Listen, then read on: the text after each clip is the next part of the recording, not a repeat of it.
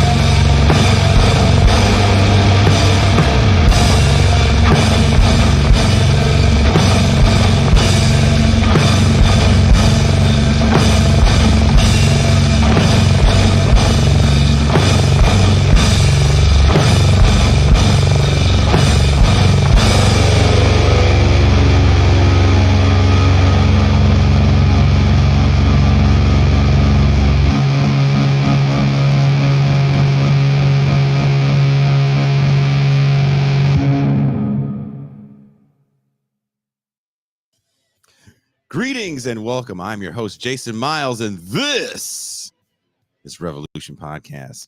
Sadly, Thursday, we were unable to do our bi-monthly cross stream with Matt and David from Left Reckoning due to technical issues with our streaming platform. All that being said, everything seems to be running good today. And since we're unable to do our Thursday news show, we brought in pretty much the entire TIR crew and have a slew of stories for you today. Real quick, before I bring in the fellas, we have, if you guys didn't know this, new merchandise. The Central Committee merchandise is out. www.thisisrevolutionpodcast.com. You can have Pascal's smiling face on a mug, on a mouse pad, or on a t-shirt. Oh! We coming for you, nigga! Classic Anglo-pessimism. All this is available at www.thisisrevolutionpodcast.com.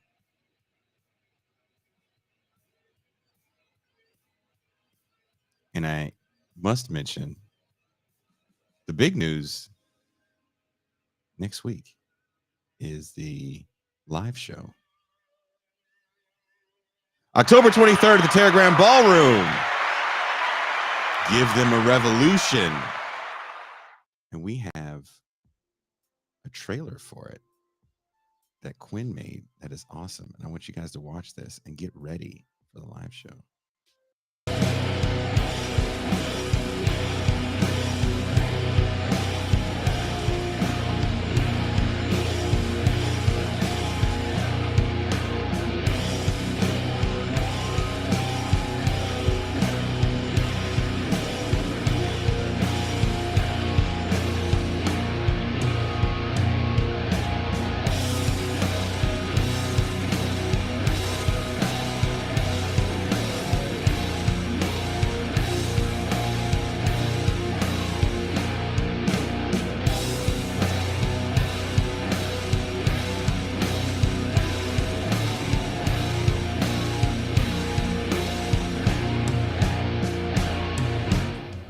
Seinfeld's actually problematic, and you suck, and shut the fuck up, and this is a problem, and that's a problem, and this is this, and that, and then Jordan Peterson comes along and goes, no, actually, you're great, and you should have a government-provided life.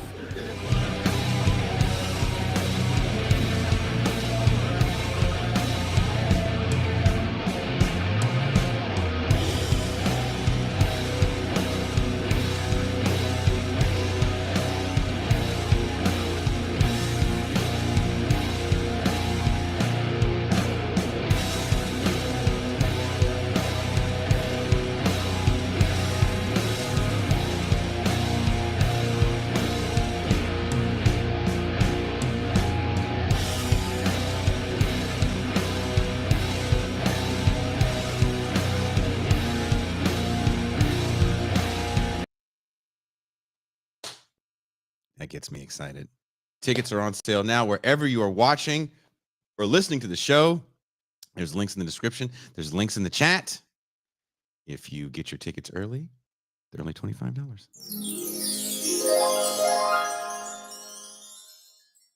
Let's bring in the news crew since we have so much to cover. Coming in first, he is my homie, my dog. He is the Juan Gonzalez to my Amy Goodman.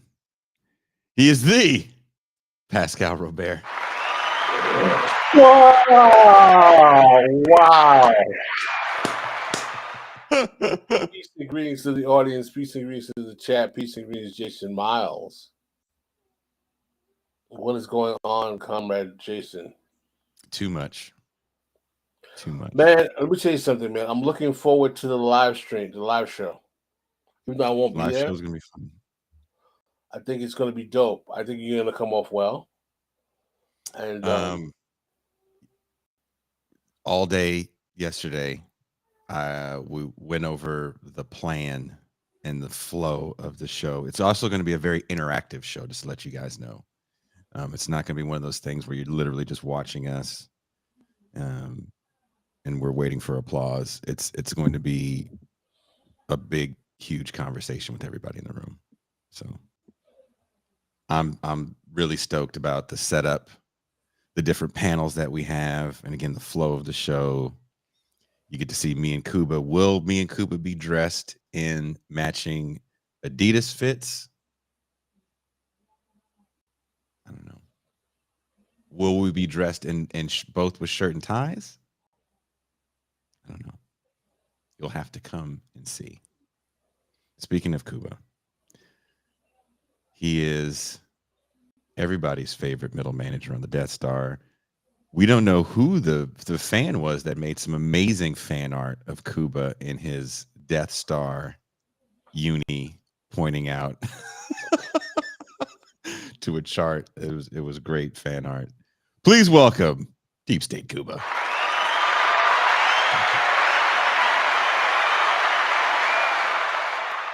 Hello, everyone. The chart, of course, had the line going down, but from context, you know that that's good because it's Ewok traffic fatalities.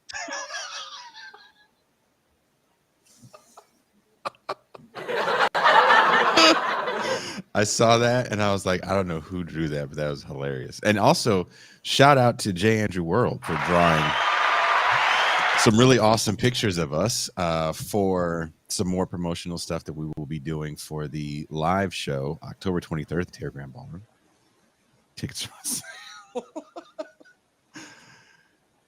And let's welcome our favorite young British person with extremely luxurious hair.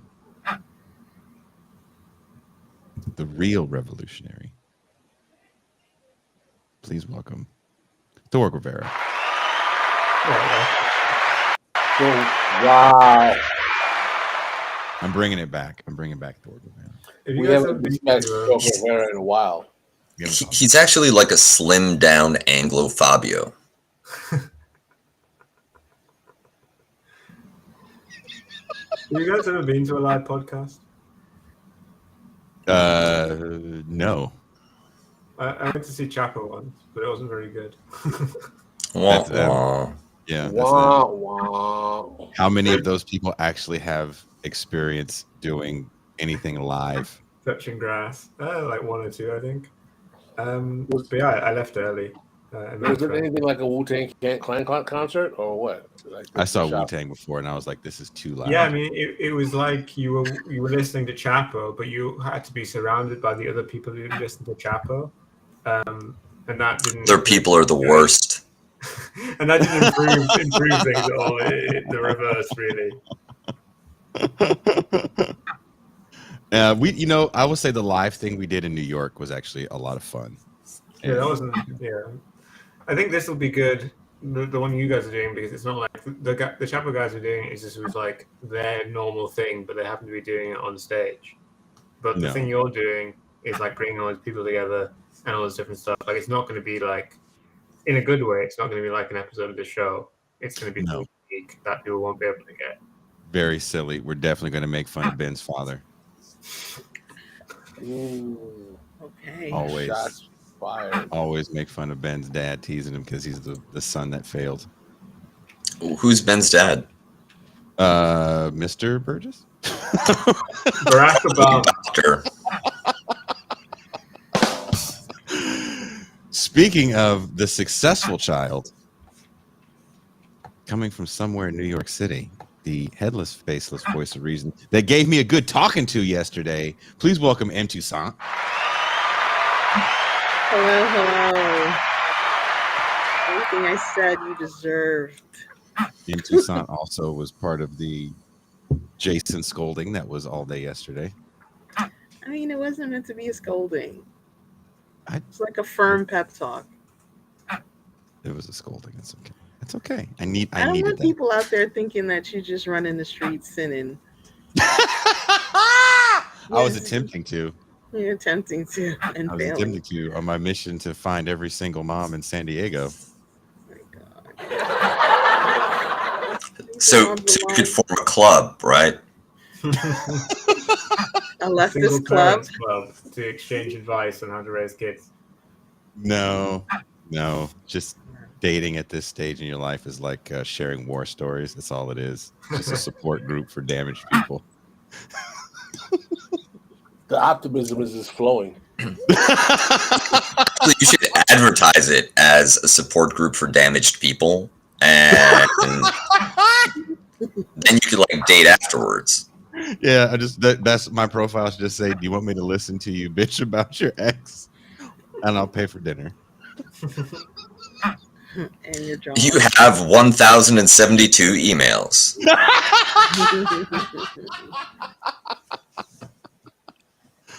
That's how I'm gonna make real money. Fuck this podcast shit. I'm just gonna listen. Emotional gigolo. Mm-hmm. Yeah, Jason, you said you Oh love my talking. God. Somebody make the business card. Jason Miles, emotional gigolo. Great listener. No unwanted, unsolicited back rubs. Pays for dinner. One drink maximum. Does not open doors. Does not open doors. Oh, I actually do. That's so rude. You open doors for women? I do. I open doors for everybody, by the way. It's not just like I see a woman. I don't push an Are you- old man out Are of you the way. secretly Canadian? Like if Stefan was walking, like, oh, after you, Stefan.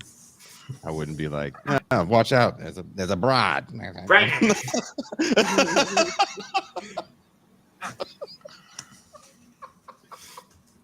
I'm hella mad, Stefan. I was like, you open doors for women. What do? Push them through?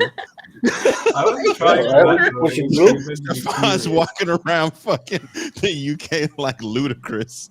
Move, bitch. Get out the way. Just throwing him down. Just throwing him down. Better step in that puddle. I ain't finna You ruin are this the nice puddle. jacket.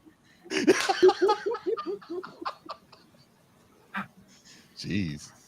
I guess I'm the beta in this crew, huh? In this sausage party. Oh, for sure. Especially since we've got Cuba here. Cuba Saturday. It's a On Cuba Saturday. Saturday. Who It's was very it big that deal. asked? Was it you, Toussaint, or Jean Bajlan asked us to get Jesse Lee Peterson at the live show? Oh my God. It was not me. It's not me. According to David Packman, he gets handsy.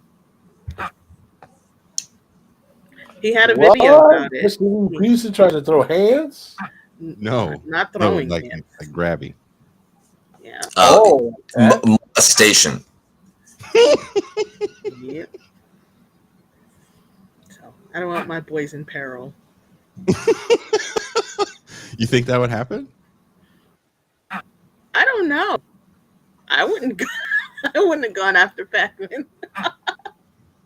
But so who knows who he goes after? Wait, who's this person? Jesse I'm Lee not sure. Peterson? This is a Jesse Lee conversational Peterson. road we should go down.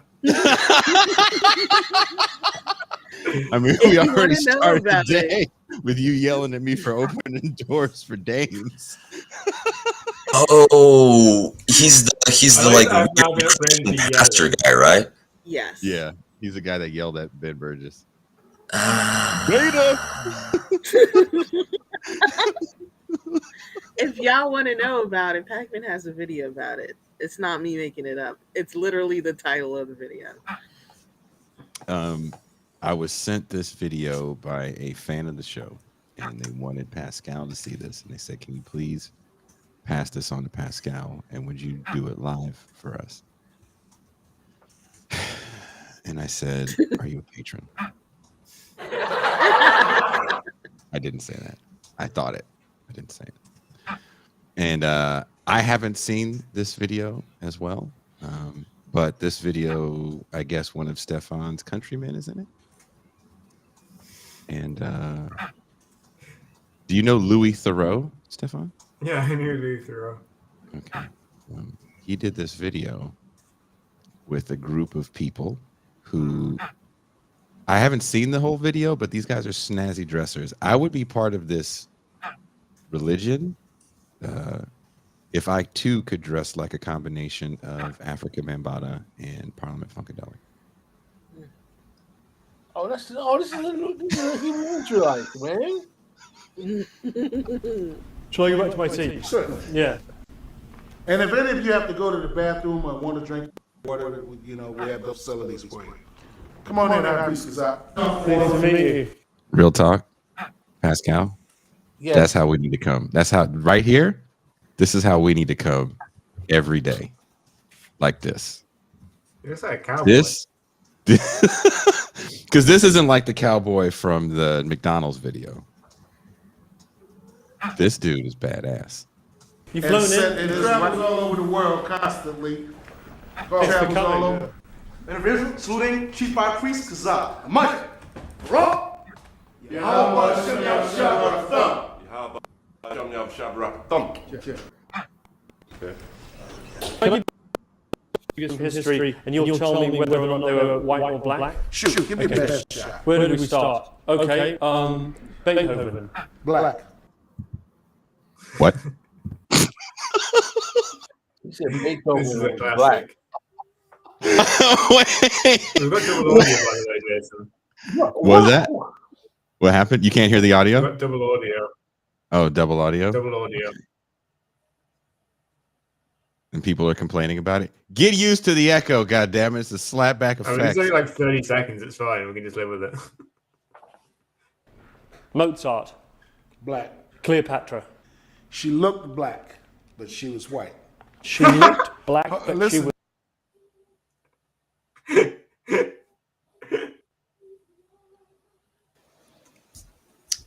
I mean, she was Greek. Nigga, what? I'm confused. I mean, her family was known for like incredible amounts of incest. Also, they were Greek. She was a Ptolemaid. They came in with Alexander and made themselves pharaohs. 15 generations to stay Greek. Do you Yes. think Louis Theroux was scared during this interview? No, Dad. I don't think the man feels fear. He, I mean, he does ballsy, some very ballsy reporting. Like, honestly, I think the white supremacists were much scarier. Maybe it's because they were wearing clothes from the 1500s. Yeah, they hadn't raided the local costume shop. All I hear whenever these dick panda the dudes, I hear do, do, do, do, do, do, do, do. Gotta rock it, don't stop it. You're not answering my question. It's not the color of your skin that you're being judged by, but the seed of your father. William Shakespeare. Undoubtedly black. Without. Shakespeare was black? Really? Just look. I mean, maybe they made the real Shakespeare, not that like wannabe imposter in London, in Stratford. Sorry. Hold on. Louis Theroux is from England. These guys are in the United States. So where does he find them? I'm sure. In New York, like he did a whole, his part of his shtick is that he's a nice British boy who was discovering kind of America and explaining it for the people back home. And one of his first gigs was with Michael Moore on his series. I don't know if he did documentary, did any of the feature-length documentaries with Michael Moore, but there was a short-lived TV show where he was like a really young producer, assistant guy for Michael Moore. And he just stayed in the U.S. for a while. I don't think these people are disturbed at all. I disagree wholeheartedly. Yeah, these are the Black Hebrew Israelites. You can see them in any municipality throughout the United States. Their theosophical, quote unquote, origins are rooted in the belief that Black people are one of the original 12 tribes of Israel, and that the quote unquote allegation of modern people who are call themselves Jews are not real Jews. I don't like any of this crap. I think the notion that Black people are desperate to be Jews is rather insulting. Not that there's anything wrong with being a Jew, but why is it so? I'm not into concepts of chosen people. I think it's kind of, I don't know, reactionary, to say the least. I mean, every nation starts out the same way, as an unwanted pregnancy.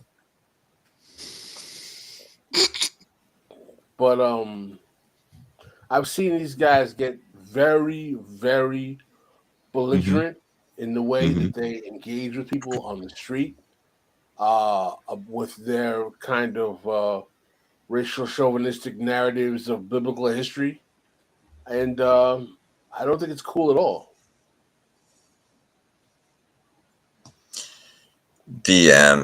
And right, like it's all fun and games until somebody forms a militia. Correct. I have a Dr. friend of Claude mine. loves She's it. like, "Well, they're just kind of like religious Afro-fascists," and I was like, "Well, you know, that sounds logical."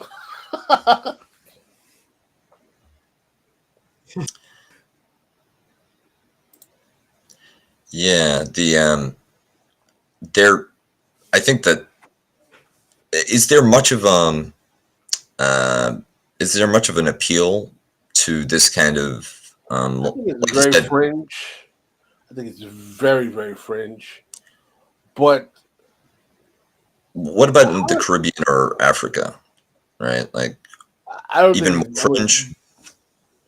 That's a very good question, Kuba, whether they exist in the Caribbean or Africa. I think you can find members there, but I think that they're not significant. Well, I mean fringe. I mean they have a couple of thousand adherents. So fewer than we have subscribers. Yeah, actually, to be fair, there's quite a few. More fringe than they are. Yeah. There's more than you think. Actually, some of them had hit us up about trying to come on the show. Yeah, we discussed that, and I was like, "Wow." Oh no! Say, get them on the show. Get them on the show, but it's just me, Gene, and Stefan. Oh God! That's all I need to go back home and get assassinated. Can never go to Berkeley again. I mean, the thing is, though, right? From within a historical context, I think I shared. I think I suggested a text to you a while back, Cuba. I know you had a chance to read it. It was on Black nationalism and the history of Black nationalism. There is an eschatological, theological connection between Black nationalist political thought and chosen people narrative. It's built into the actual kick that goes back to the 19th century. If you read actual textual discourse of early Black nationalists, this kind of chosen people kind of mosaic narrative, let my people go type stuff. Even if you listen to certain black apostolic church music or religious music. This kind of discourse exists. There's scholarship on this. This is not, that part is not totally fringe. But this particular manifestation, the Hebrew Israelite part, is somewhat fringe in terms of the people that they quote unquote adhere to. It reminds me a little of some of the Christian national redemption myths of countries like Ireland or Poland. Very much so. Very good point. Very good point, Kuba. The book is called The Golden Age of Black Nationalism by Wilson Jeremiah Moses. I referred to it a couple of times. Very good book. Yeah, I started reading it, but then I got interrupted. On your recommendation, I have it. Yeah. Oh, great. I got myself a copy. I got it. Yeah, exactly. It's like put away that black nationalism and start helping me pick menu options. I'm like, yes, dear. You're like reading the book, and Summer's like, "Why are you even reading it? It's just Jason. He's the he's the only one at the show. Like, why are you even reading it?"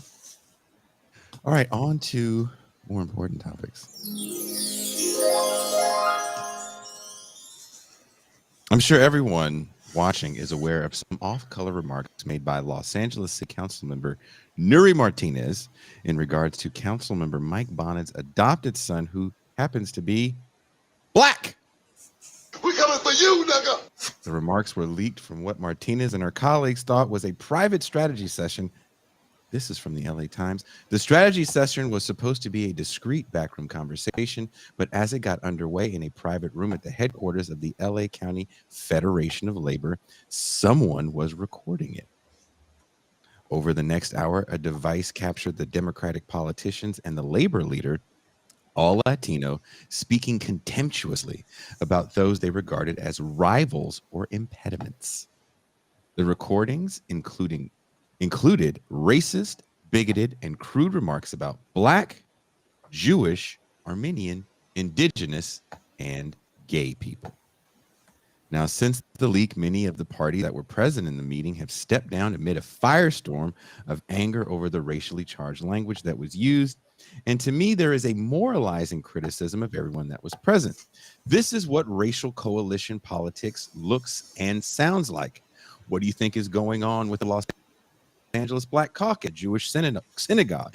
They were all trying to redistrict to hold on to a sliver of political power. Why was the audio that was a year old leaked? The ballots went out for the November election. It was a play to remove people to get power in a city where the political dynamics are changing, gentrifying class. The meeting in question about maintaining seats on the council to maintain political power. Some seats were lost to some candidates that represent the gentrifying class, and they're backed by the DSA. These new council members didn't win the Latin vote in their districts, and there is a large Latino constituency that is not on board with slogans like defund the police or even abolitionists. The Los Angeles police force, for example, is 70% of color. The defund slogan, especially in the Latin and Black community, sounds like an end to good public sector union jobs. So when you hear Nuri Martinez make a comment about someone, Gascon, being with the blacks, it was meant as a political affiliation. They were meeting to move their district to the south and to the west as the northeast was jamming, and they could potentially lose seats to younger, more progressive candidates that represent the interests of the incoming gentrifying class. There's also a player in all of this that is not often discussed, and that player is USC, University of Southern California. They want to take over the entire East Side. They want to compete with the Ivy League, but due to astronomical cost of housing in Southern California, people don't want to work there. So how do you fix that? Build your own housing in a transitional neighborhood. This is the real gentrification story Larry Fishburne didn't tell you in Boys in the Hood. Every of the pie, and all these racial coalitions were having secret backdoor meetings about how to maintain power. What do you guys on screen think this is all about? I think that you made some really good points about how this is how ethnic patronage politics works out in a municipality where they're competing forces for power, and that the actual ruling power central focal point, which is University of Southern California, is trying to play one community against each other. And what happens in those situations is that people get their feelings hurt. The way I see it is that this comes out of having ethnicity-based machine politics, where you appeal to these ideas of ethnic or racial solidarity as the basis of your entire political program. It's not that we're going to change the system, it's that we're going to make sure that the benefits go to people who look like us, who belong to our team. It's very much the conversion of racial or ethnic identity into team politics. But when you look within each of these groups and the way that they're politically mobilized, it's basically the Democratic Party in a microcosm. You have elites from within the group that are deciding policy, winning elections, running elections, and then making deals with their counterparts from other groups, as well as big outside forces like USC or even the state and federal government. While below that, you have a lot of people who, at best, just get some kind of passive benefit from having a city that is sort of run by people who look like them, which that can be important, but it's not the broad-based empowerment or the redistribution of wealth to those who need it. These are all people trying to play, power politics. I think the sad part about the whole story has been kind of the spectacle and everyone coming out, saying their sad story about how affected they were about the comments that were made, which, if you really listen to the comments, are kind of more of an indictment on Mike Bonin than they are about the kid. I mean, I've definitely heard worse. I posted the Eddie Murphy skit he did in the 80s when Jesse Jackson got caught calling, was it Brooklyn, Pascal? Jesse Jackson called? Hymietown, New York City. You call all of New York City Hymietown? Yep. And I thought it was just Brooklyn. He called all in New York? Jesus Christ. Was he caught on tape saying that? I don't remember. Wait, did he say Hymietown or Greater Hymietown? Because it's two different maps. It's almost like people forgot all about that. Like, I've never seen anyone ever bring up the Jesse Jackson Hymietown thing. Oh, but one other thing that I wanted to pick up on from what you were saying, when you talk about the interests of the gentrifying class, one of the particular characteristics of gentrifiers is they don't have deep roots in the city. They don't belong to one of the teams usually. Often they're people from outside who are moving in for job opportunities, people moving back from the suburbs, that kind of thing. So they're outside of the system. They don't really understand its logic, and they haven't yet absorbed the material side of civic governance, because they do very well in the market. Like, so often you have gentrifiers be either libertarians or left liberals, some socialists, and they have political positions that have been formed intellectually through their educational experience, which may or may not correspond at all to the civic reality of the place that they're living in. So often the people who get elected on these gentrification waves have no idea what they're doing. They can't actually run the city because they haven't been preparing for it. Instead, they've arrived into politics through college debate clubs and the other kind of campus mobilization that produces protest movements in university campuses that then carry over when people graduate. This I'm putting this comment on the screen because this kind of encapsulates everything that literally just happened in LA. Literally. That's exactly what happens. That's exactly what happened. Like, I don't know why you did. That's what goes on literally in every city. This is what we're doing. That's what got us here. That's literally what happened. Like, that's why black politics doesn't work. Is it because it's a brokerage politics where you have people who are telling you that you're black and you think like they think like you when they're looking out for their best interests. It's a con game. So to put it back to the LA context, there was a black council member that actually, I think the USC district was part of his district. And he got caught up in a scandal literally a year ago today where he had paid, it was $100,000 to get his kid a degree and a professorship at USC. And the USC dean had to step down at the time. You can still do that? Yeah. I mean, why do you think it doesn't happen? It's a side door. Only so many people have money to buy a building, right? USC also gave Karen Bass an honorary master's. Ooh. Yeah, but like honorary whatevers, you can just hand them out like candies. A professorship, that's real shit. Yeah. But the honorary masters, you know, also had a lot to do with, you know, their build out of a new medical corridor as well. It's an interesting story, and we'll see how people want to cover it. But you know, the racial aspect is an emotional aspect that people like to click on that because we can all comment on that without having to know anything about the situation in Los Angeles. Moving on. Pascal, you wanted to talk about Haiti. Actually, before we move on, Toussaint, do you have anything to say on this? Where's Toussaint? Is she in the bathroom? Hello? Yeah. Hi. Okay, here we are. Since it's so central to the discussion, I just want to read the comment that we're responding to.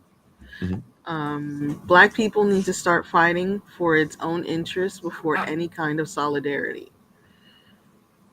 So, yeah, that's what got us into this situation in California. That's what we said. Yes. Well, But and the for question the is, audio listeners, they don't know the comment. Thank you. and I mean, a couple of interesting things just out of that comment. One, black people singular, it's right. Yeah. Yeah, exactly. That may just be. Too. And the other is if you're, is it like 12% of California population is black? It's a pretty small number. In LA, it's dwindling too. It's getting much smaller. The black population.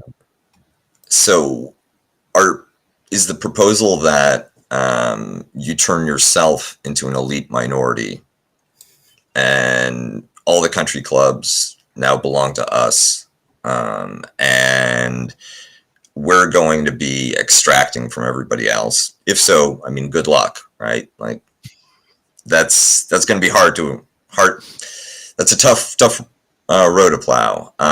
But if it's a matter of, well, we have to look after our own interests, then how much will it take, right? Like, can like the whites, the Jews, and the Armenians pitch in and like cover it, right? The how many jobs, how much symbolism, right? Like, name your price. Because if we're talking pure interests, that's what it comes down to. You're just haggling over price. Who are the black people that you're talking about? The black political class, the congressional black caucus. I think there's just you. I mean, Pascal, you know how this works, right? It's the conflation of the entire group into one single-headed body, and of course it ends up empowering the black political class, which negotiates a price and then keeps it all for itself. I mean the problem that people really are failing to understand here is that black politics is in America is not designed to represent the interests of poor and working class black people. It is a brokerage politics of elites, just like any other politics in America. The Absolutely. problem is that the charade of racial kinship is what allows black people to believe that there's somebody actually out there defending their interests. Like, the greatest possible example is, of course, Obama, who takes full advantage of the symbolic benefit of solidarity politics, as well as tapping into the power of white liberal, feel good multiculturalism or diversity politics. But really, what does he do? He saves the banks and turns what's supposed to be universal health care into a bonanza for insurers.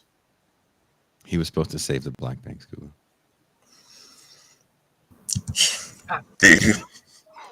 You're right. There was like the missing part of the memo where if you got bailout money, you were supposed to sign everything over to the black Israelites. Someone asked me to define a term for them: brokerage politics. What I mean by brokerage politics is that black politics is a kind of brokerage politics. It's a captured politics. You have racial coalition politics. It's not just black people. It's racial coalition. Right. That's a very good point. Racial coalition politics, particularly. But when I mean brokerage, why is there someone like an Al Sharpton acting like a broker for the interests of black people when he's not? No one chooses him. No one picks him. He represents no one, yet he has all of this capacity to negotiate and broker interests for people that no one chose to represent. What is the history that allows this kind of tradition to exist in black politics? Why is there a black leader when there's no Hispanic leader? Who's the Jewish leader? Who's the Italian American leader? Why has there always been a need to have a black leader for over 100 years? I mean, there's always a leader, right? That's what those people were all meeting about. That was part of what I actually found out, was everyone was meeting around the same time when it came to the redistricting.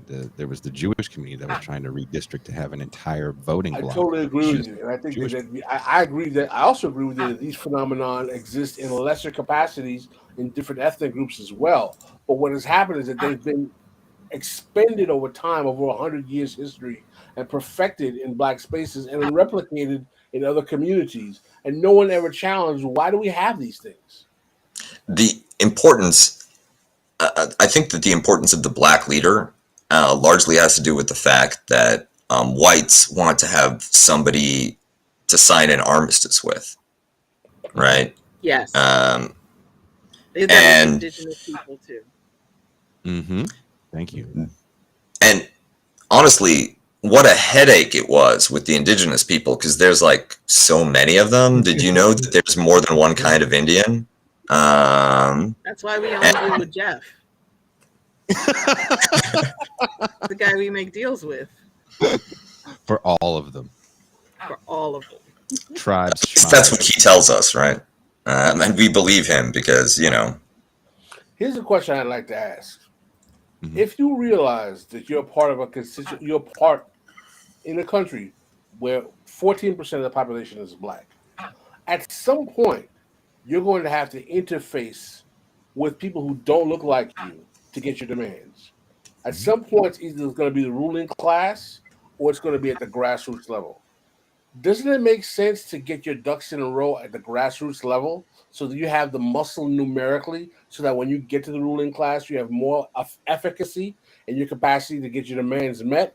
Or are you saying that you should basically go it alone when eventually you're going to have to try to confront someone to get what you want anyway? And when you get there, you have nobody but yourself to negotiate with them. Is that what you're arguing is the strategy? I think that's what people think they're doing. They think they're getting their ethnic ducks in a row or racial ducks in a row before dealing with some outside community.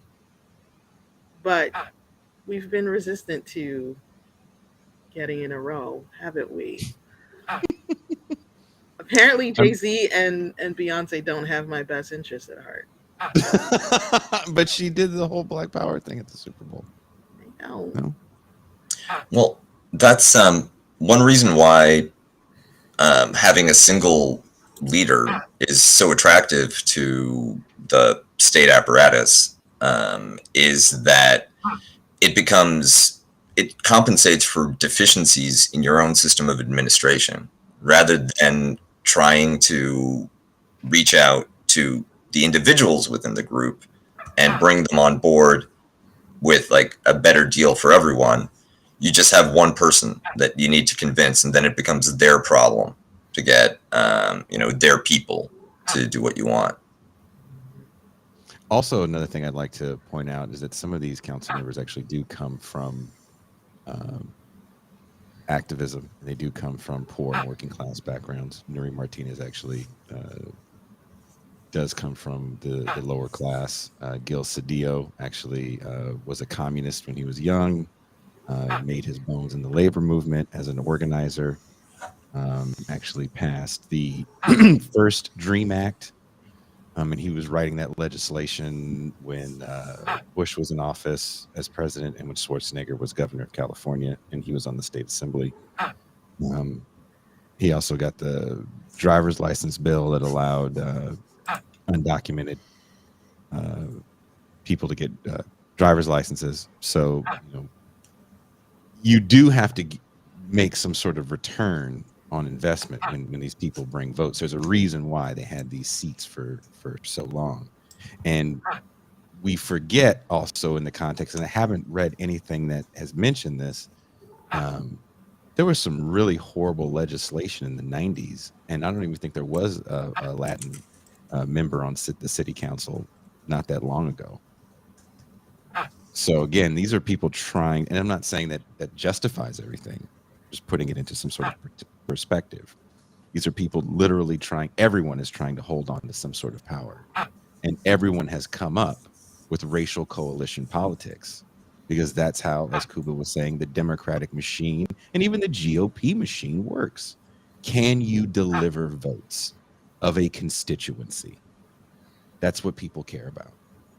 And the litmus test for the left, electorally speaking, if it's going to be electorally relevant, then you have to deliver votes on an ideological basis without appeals to a particular racial or ethnic identities, at least at the level of interface with the system. You can embed things like, I don't want to say anti-racism, but police reform or housing issues, things that disproportionately affect people of color within your program. But when you get to negotiating, it can't be like, well, houses for Black people, trailers for Latinos, and then everybody else gets a tent. It's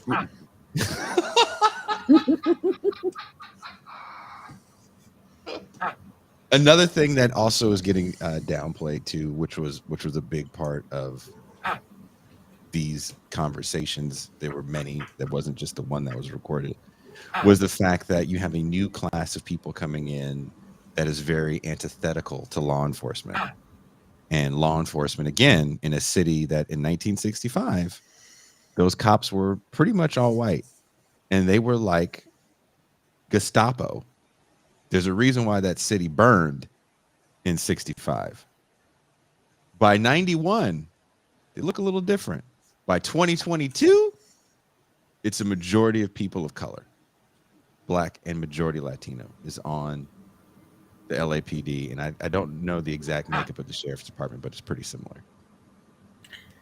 The sheriff's department caught up in a scandal, real quick, MT, caught up in a scandal with gangs inside the sheriff's department. These same progressives were fighting for the sheriff that was covering up the gangs. This is also another reason why the left needs to capture some police departments. Because it turns out if you want an endorsement from the DSA, rather than having the right ideological program, you could just be a head-busting, shit-kicking sheriff who says, yeah, progressive, sign me up. Stefan, what say you coming from across the pond? I'm not sure. I wasn't kind of being shy. I just didn't necessarily have much to say. I mean, it's kind of like, I don't know, it just seems like this new kind of news comes out of America a lot.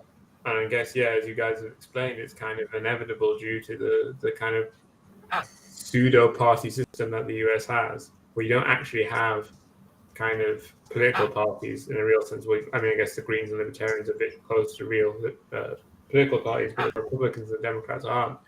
And you have lots of areas in America which are either kind of red or blue. And so kind of the concern in California is not kind of keeping the Republicans out, apart from in a very few kind of marginal borders districts. But the concern is kind of intra-competition between groups of Democrats. And there, even kind of the possible like political ground is compressed even more, which kind of encourages politics on kind of a non-political basis, on kind of a racial basis or whatever, you know. I wanted to add, speaking of holding on to power, as you said, Jason, Nuri, I believe that's her name, she resigned but did not quit. I find that fascinating. I think she quit now. I think she's finally gone now. Because she had to, because that resignation was like such BS. Everybody, Gil Cedillo actually lost the race, his race, so he was going to be gone anyway, and he still stepped down. And even within getting people to step down, there's political games to be played to make sure people step down, and you were the person to make sure they step down because you're trying to keep your power as well.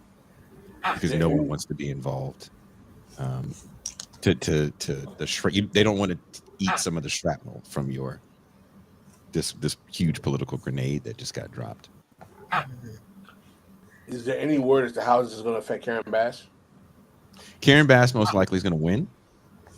One of the members on the council actually was endorsing Caruso, and that also had to do with other patronage things that happened. Caruso helped out with a big policy that this person was trying to get done back in the day. So Caruso's still going to be a billionaire even if he loses the mayoral race. So we have to remember that. He's still going to be a billionaire. So Karen Bass will most likely win, but what will she be walking into? And I think that's the better question. You're walking into a city now that is publicly on display as dysfunctional. The racial problems in Los Angeles are real. There is real beef between Black people and the Latino population. Some of that has to do with prison culture. Some of that has to do with, post the Bracero program. But, Nuri's statement should be kind of an indictment on the city in general, on the folly of racial coalition politics in general, but instead it's clickbait for our souls so we can all moralize, the bad words that were said. And then nothing changes. Clickbait for our souls. Yeah. Clickbait for our souls. Mm-hmm. Sing it, Pascal. Nice song, man. I remember Chicken Soup for the Soul, those books that you could get in the 90s. It really feels like with like millennial nostalgia. Clickbait for the soul. Is anybody doing that yet? Because that's a moneymaker. Look, dude, clickbait for the soul is just racism. Like, oh, dude, this guy got beat up by the police. Feels so much better. I retweeted it. God. Don't rub your chest like that again. Oh, he's squeezing too. For the listeners on the audio only, he's not just rubbing his chest. He's like squeezing it and like doing like the noises with his mouth. That's the clickbait for the soul. He was like, We're doing like closed captioning for like the. if she would have said the N word, they would have been like, say it again, Mary. Usually you have to watch a cooking show to see somebody moaning on screen. Or something else. But here we are. This is Here we revolution. are, just watching people say the wrong thing. Yeah. I'm adding that to your emotional gigolo profile. Yep. I was trying to help racial solidarity in Southern California yesterday. No one was taking the bait. It always rains in Southern California. I was like, hey, I'm gonna say sorry. But then they said, We coming for you, nigga. and I left. I laugh all the time. Pascal, what's going on in Haiti? I wish good things. Well, as you guys may or may not know, last year there was a presidential assassination in Haiti that caused a replacement of a government that was put in power by the core group in the United States with a guy who was basically the prime minister named Ariel Henry. Because of the instability in the country, there was a rise of gangland activity in the country. The gangs control the municipalities all over the country, in the city areas and the cityscapes, and it's very hard for the government to be able to actually maintain coordinated control. It's become so desperate that now there's a cholera outbreak in the country at the moment, and the government of Haiti is beseeching the United States to send a deployment, military or otherwise, to come and help them control the country.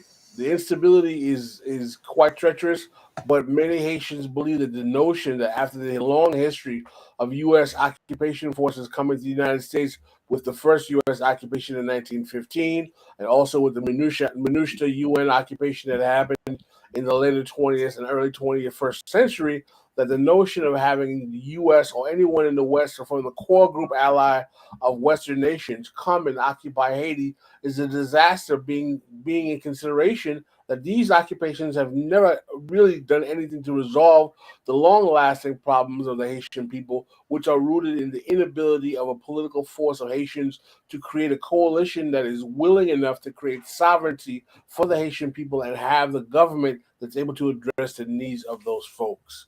As we were reported in CNN, the U.S. deploying a delegation to Haiti among security and humanitarian crisis. The Biden administration dispatched a high-level delegation to Port-au-Prince Wednesday following the Haitian Prime Minister and UN Secretary General's request for assistance to address the nation's humanitarian and security crisis. A senior administration official said that the U.S. officials, led by Assistant Secretary of State Western Hemisphere Affairs Brian Nichols, would discuss the request put forward by the Prime Minister Ariel Henry. Many people in the Haitian community believe that Ariel Henry may have been a co-conspirator in the assassination of the Jovenel Moise, former president that died last year. So this is how bad and circular the effects have gotten politically in Haiti. Henry last week for intervention support for the nations grappling with cholera outbreak, shortages of food and fuel, and widespread protests and unchecked gang violence. So what is more ironic here is that we have a government administration in Haiti that was largely put in place by the United States in the form of Ariel Henry. Many people who believe that he is responsible partially for the assassination of Moise. He has no credibility now, without taking up any kind of actual supposition from the overall interest of the Haitian people. He's demanding the same United States government come in with some type of force to try to actually neutralize the capacity of the Haitian people to have any kind of sovereignty. This is a disaster waiting to happen, and I don't see much positive coming from it.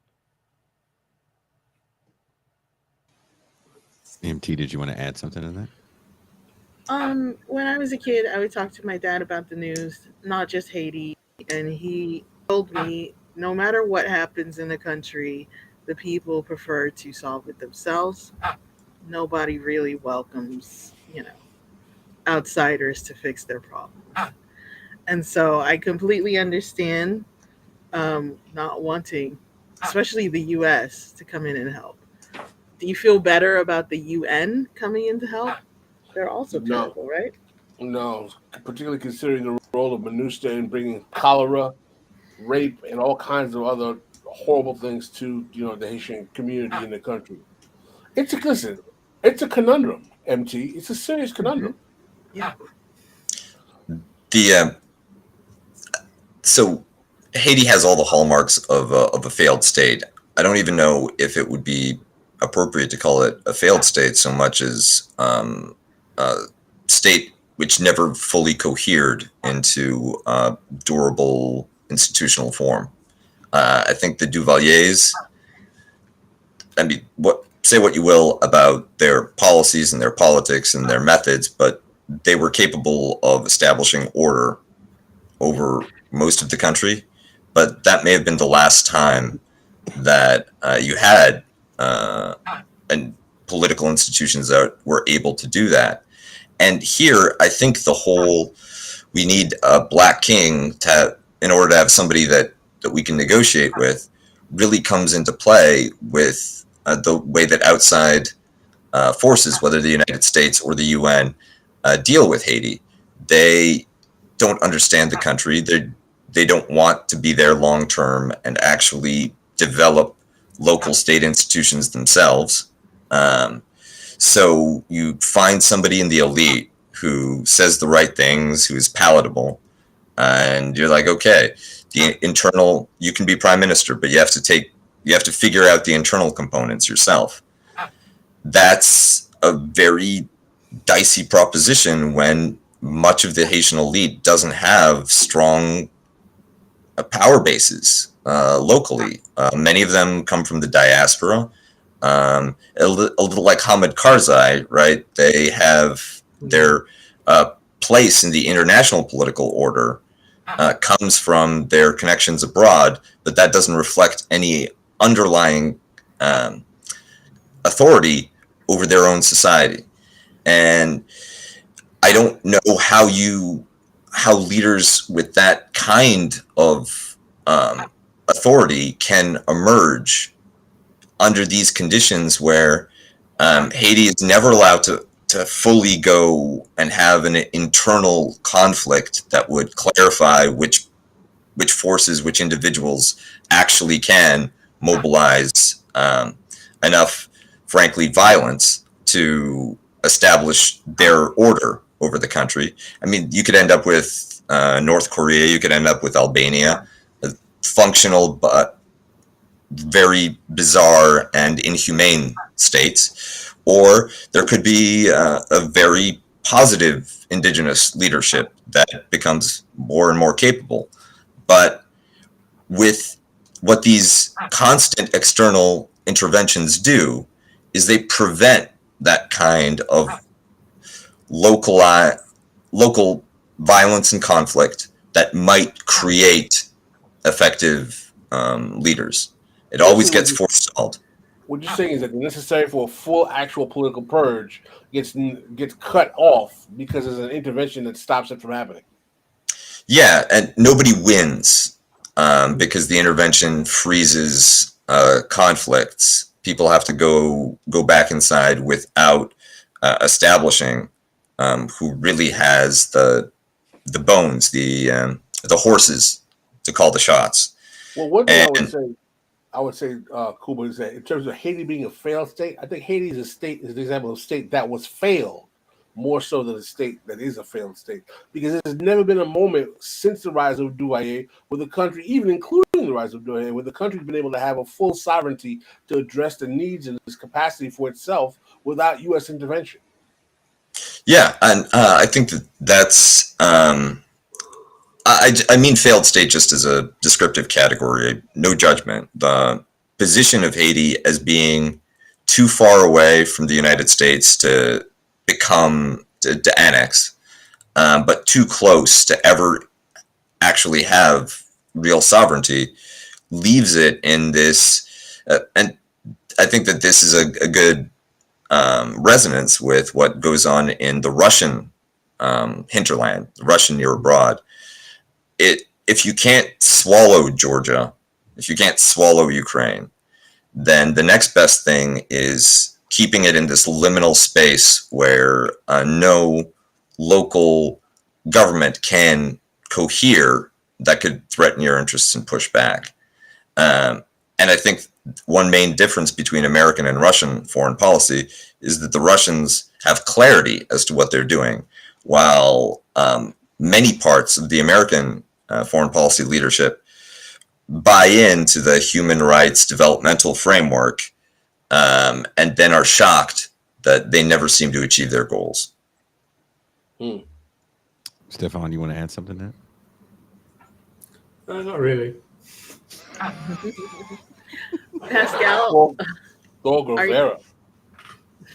are you expecting another assassination for this president? MT. Yeah, I wanted to ask, there hasn't been an election, has there? There hasn't been an election, and I don't think that Ariel Henry is. I think that they would remove him before they assassinate him. Yeah.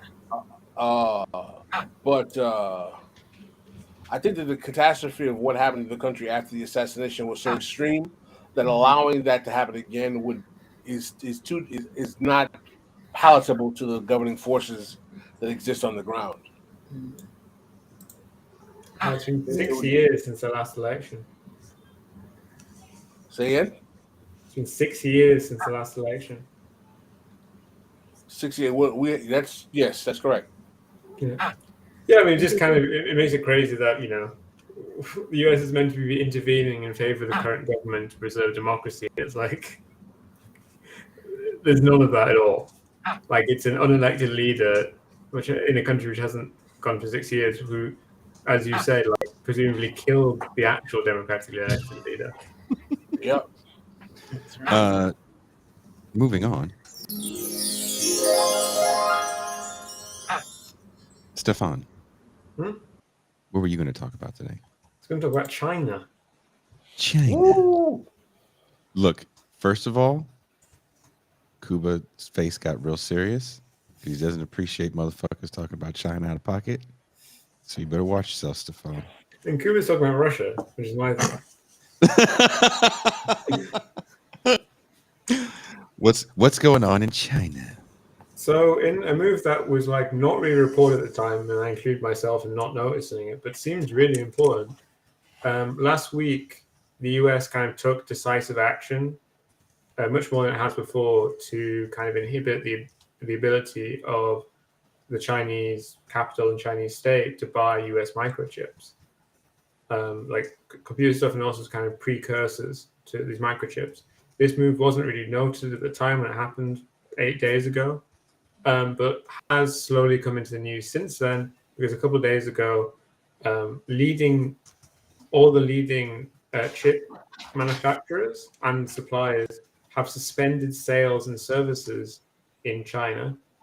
The new restrictions ban the export to China of US semiconductor equipment that can't be provided by foreign competitors. So basically, if it's anything that the US is leading on, then it can't be sent to China. And obviously, the US remains in a leading position on microchips. And this is what the whole conflict is about. China is trying to gain independence and leadership in global microchip production, while the US is obviously taking action to preserve their position. And Trump did various kinds of stupid bullshit, which didn't achieve anything, as he often did, to try and ensure this, while our new president, Doc Brandon, has actually successfully done something. It imposes a license requirement for export of US tools to produce microchips.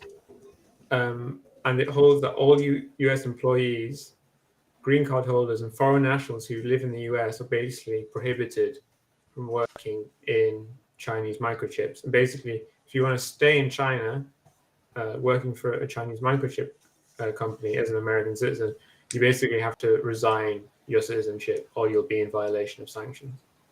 Wow. So there's exceptions to this. There's lots of like lead-in delays and stuff. So like Samsung and the other Korean one have like a year before this applies. But because the US is still kind of hegemonic globally, economically, this will over the next year or so kind of, if it's not kind of overturned, gradually force China out of the global microchip industry and into an independent one.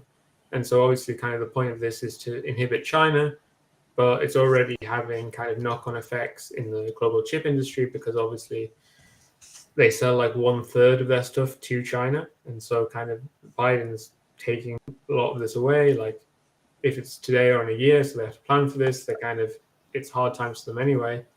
And obviously if you want to get into it, one of the main reasons that kind of it was said that China wouldn't take any action towards Taiwan or anything like this is they feared being pushed out of the US chip system, the microchip system, which is something they currently can't provide for themselves. But if this move is taken by the US before anything happens in Taiwan, it basically pushes China out of the system before this has happened. Makes it easier for China, makes it less risky for China, less costly for China, and takes kind of a weapon out of the arsenal of the US in regards to Taiwan. Pascal, do you want to add something? So, what does this really mean in terms of the realpolitik of these two countries that the United States is willing to go? The Biden administration, I mean, as much as people want to say about Joe Biden is trying to do some serious flex in terms of foreign policy. Yeah, he's the situation with the Russians is definitely put them in a bit of a quagmire. Now he's trying to flex against Chinese chip manufacturing. Does this demonstrate a certain willingness to exude strength more than people give him credit for? Kuba, do you want to answer that question? If I may, I think that the foreign policy look is actually, it may not be even the primary story here. The United States says that it doesn't do industrial policy because it believes in markets and companies can decide what they're going to produce, and the government officially, the state officially is neutral. And that has severely hamstrung it against competitors from other advanced countries, competitors from developing nations that are taking off, places like East Asia, China most of all. And that attitude has also enabled the offshoring of many industries where the United States was once dominant. You can't do anything through state policy about that unless you can couch it as a security threat. By making it a security issue, then you justify interventions that are largely on the economic side. So I see this move as an attempt, and it's very much shutting the barn door after the horse is bolted, because so much of the semiconductor technology has already been transferred to East Asia, Taiwan most of all, but once in Taiwan, often it gets transferred into mainland China as Taiwanese companies incorporate mainland labor and mainland producers into their supply chain. So this is an attempt to try to break off from the international supply chains related to high technology and incubate an America-only sector that would be impenetrable to Chinese commercial or state espionage. Now, will it succeed? I don't know. It'll take a while before we even know if it has any possibility of working out. Chinese and East Asian manufacturers and suppliers are essential to the market right now, and the individual companies and individual tech executives would much rather take the bag and deal with China than try to work with American resources and serve a much smaller, much more limited market. Not only that, but consider the talent that goes into chip design, chip manufacturing, chip production, the human capital. The United States hates educating its working class. It hates creating new technical cadres. It would much rather import them. But that all becomes problematic if you want this siloed IT industry that isn't subject to penetration or tech transfer. And I think that the security grounds are going to be the basis for incubating what will potentially become a robust, profitable, and patronage, ready, coddled sector within the United States. Stefan, did you want to add something before we go? Yeah, I mean, I think Cooper's right that this is kind of like a move towards kind of guaranteeing the US economy, and which also could have certainly a negative impact on the US economy. But I think it's just a very interesting move in the sense that it's, I think, the first time that the US has kind of changed from saying like China's the devil, blah, blah, blah, like genocide, but then still just acting completely normally with them in terms of capital markets and exchange of commodities and so on. It's the first time I think that the US has seriously kind of shown like, no, we could actually disentangle from China. We could actually do something. Like, we're not going to just let you grow up and become the next superpower. We are going to do something about it. And we're going to do something which isn't just like waiting and waiting and waiting and then like nuking you. We can do kind of stuff which is not hard, which is not involving carrier fleets, which will kind of we're going to try and maintain our position as a superpower, and we're going to try and stop you. We recognize the threat, and we're actually going to try and do something, you know. And the whole sanctions approach, one thing that the United States is good at as a state is forcing costs onto other people. They love cutting off access to markets. They love going after assets. They love fucking with other people's shit. Blowing up pipelines, precisely. What the United States as a state is not good at is developing its own capabilities. And I think that's where things will, that's the real test. Will the US actually be able to offset the disruption to its own supply that comes with disengaging from East Asia? And my guess is, like, unless there's some real deep state commitment to this project, which there could be, then it can't survive 2 changes of administration. Well, I mean, I think I've already seen stuff that they've always tried, like watering it down, because kind of they issued this and it didn't come to any press. And I think, like, obviously, if the US wants something to become headline news, it would have. And so it wasn't kind of intended as their like kind of grand move against China. It's just kind of something that they were trying out. And now it's kind of come into the news because these chip manufacturers are saying, you've just taken away, we've read this, we spent a week reading this, and we're like, you've just taken away 30% of our business. And now kind of it's like, oh dear, you know? So yeah, I'm not sure if it'll even last to the end of the year, but I think it is interesting in kind of showing that they might have a go, you know? Toussaint, do you want to add something? No, I just you don't sanction the ones you love. It's an interesting development.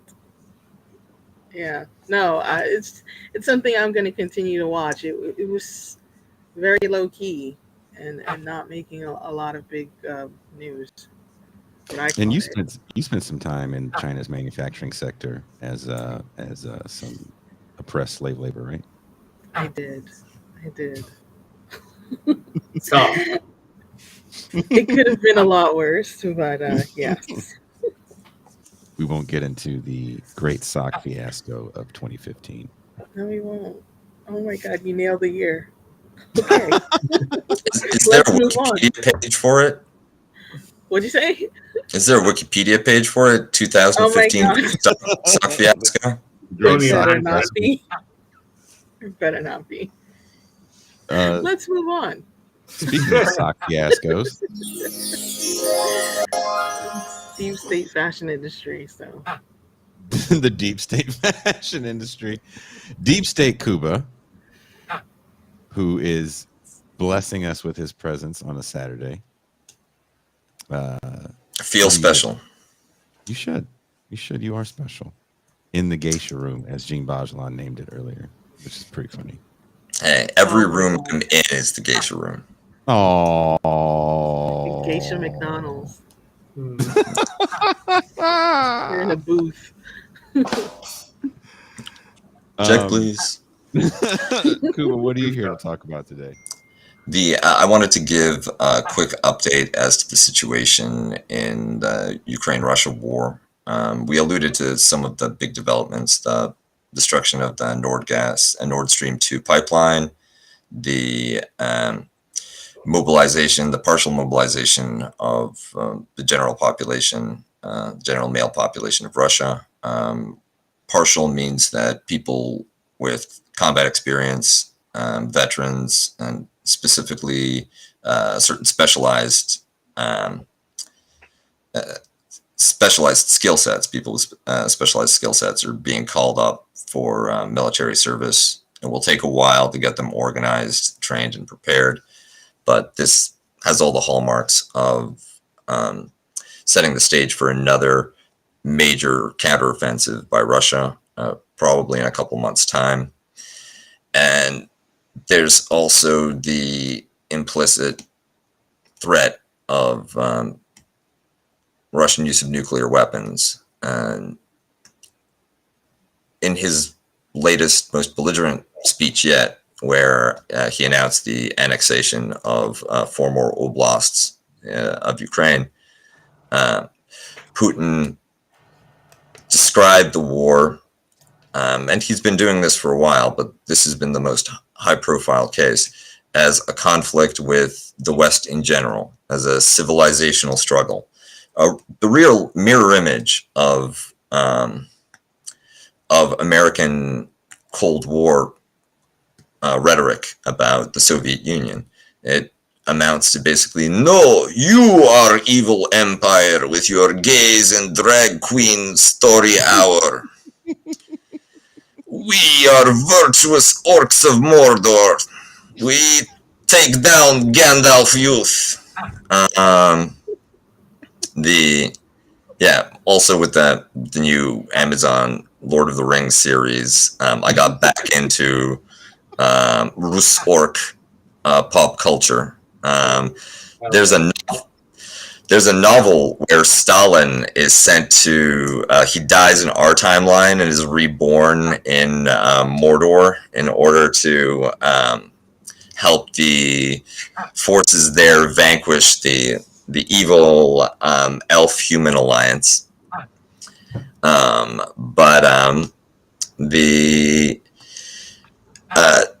Putting aside all the aesthetic awesomeness of the Russian appropriation of the Lord of the Rings, the concern is that by treating this as a conflict between nuclear-armed blocs, and especially following the destruction of the Nord Stream 2 pipeline, which Russia is blaming on the United States and very much seems like it was a Western operation, that opens up the possibility that Russian retaliation will be outside of Ukraine, and that if the United States, the West, NATO, continues to find other forms of horizontal escalation to broaden their war fighting against Russia, then the use of nuclear weapons is on the table. What's most plausible is the idea of something smaller than Hiroshima being exploded as more or less a demonstration in order to try to cow Ukrainians into making some kind of peace concessions, lest they enter into an actual atomic war without any nuclear weapons of their own. Now, that we're already in unprecedented ground here with this conflict, that move by Russia would have ramifications that are impossible to predict. Incidentally, not to put it entirely on Russia, right? The destruction of Nord Stream 2, that was a similar move by the West, clear escalation, which gets us to this unprecedented position and makes containing the conflict much more difficult. Now, I don't think that outside parties can afford to ignore it and just treat it like the troubles in Northern Ireland, a sideshow. The metastasis into the center of European life has already taken place. And winter is coming. It always does. This is depressing, man. Well, one of the things that I could say is that number one is that where I disagree with some of my friends and comrades is that I am not one who says that simply because Putin opposes America and America bad, Putin good. That math doesn't work for me particularly. What Putin offers on the global stage is not some kind of ideological salve from the worst of the actions of the West, the IMF, and the World Bank. He just offers a different option. Now, there's no reason to absolutely be assured that option is better in any way than we've seen before, except simply knowing that it's not the West. Now, if we want to talk about what China has demonstrated to us in terms of the West, and we want to talk about the BRICS, we can have that conversation. But we don't have any absolute evidence per se that what the project that Putin is offering is divorced from some of the more concerning abuses that we witnessed within his sphere of influence. I understand the history of the BRICS offered a bit of a light that was in opposition to what was going on with the NATO alliance. I was not one of those that was that particularly impressed with what the BRICS had to offer. I mean, I think that it was an interesting constellation of potential power, but at the same time, all of these countries are all working within the sphere of capitalism. There's one capitalist world economy, and everybody was integrated into it following the end of the Cold War. The sole exception, possibly North Korea. Even breakaway republics, even Puntland and Somaliland, at this point, are penetrated by the market, if maybe not the major international corporations, but there's a kind of pioneer capitalism of smaller operators that find ways of making money out of every environment on the planet. And Putin's Russia, just like the PRC, presents itself as an alternative, but what it really means is let's headquarters capitalism, at least for Eurasia, here and not there. Let's move the HQ. At best, you might get better terms for your loans for a while. Okay, great. But we're still dealing with blocks of capital here, man.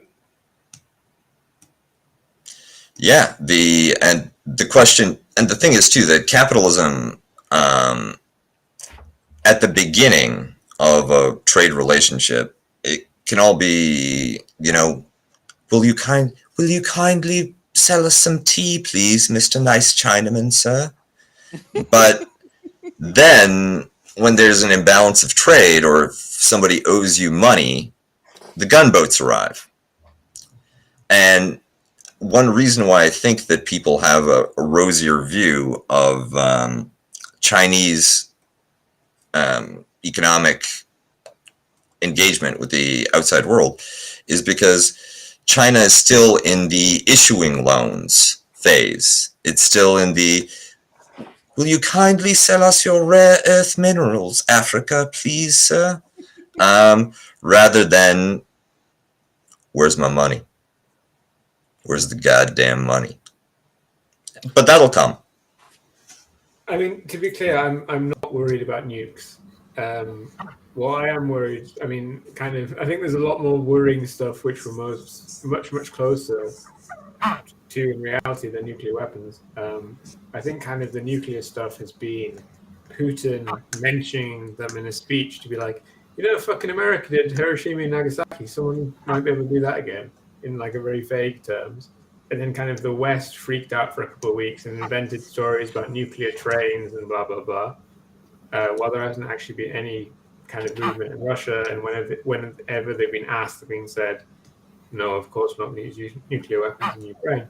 And obviously the point of mobilization was to, again, try to win the war conventionally, which they're going to do in the coming weeks. What has been escalated in the past few weeks since Ukraine did like a suicide bombing, quite amazingly, on the Crimean Bridge, has been Russia finally making a significant effort to target Ukraine's electrical and power and general infrastructure. And in the past couple of days, Ukraine has taken serious efforts to kind of engage in a revenge campaign of targeting the electrical infrastructure in the Belgorod Oblast. So I think the kind of the real horrors that will happen, which we don't have to invent some kind of scary nuclear war, is that over this winter, kind of the facilities which keep Ukrainians warm and the facilities which allow Ukrainians to do things in hours which aren't night are going to be heavily targeted.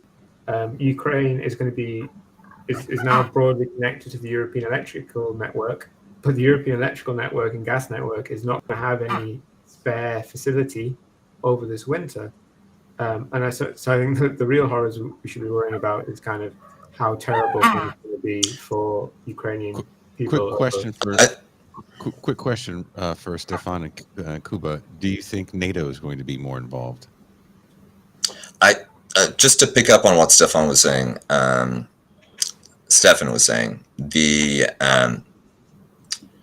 we've gone from a Russian strategy of military attrition.